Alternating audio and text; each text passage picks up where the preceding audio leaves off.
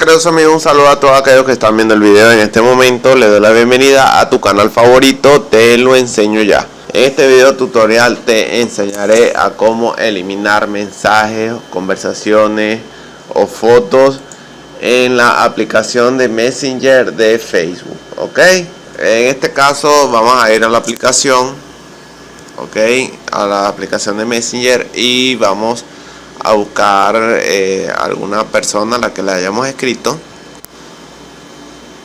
La seleccionamos y lo que vamos a hacer es lo siguiente: si quieres eliminar solamente un mensaje, lo que vas a hacer es seleccionar dicho mensaje y luego vas a mantenerlo presionado.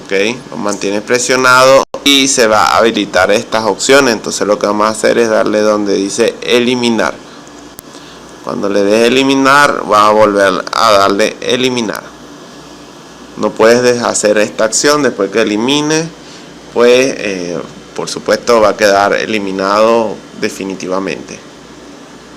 Si quieres eliminar la conversación, todas las conversaciones de esa persona, pues solamente vas a mantener presionado durante encima de la persona que tienes la conversación allí, y se va a habilitar varias opciones, en la cual vamos a seleccionar donde dice eliminar conversación. Luego le das en eliminar y listo, se estaría eliminando toda la conversación que tú quieres que se elimine, valga la redundancia.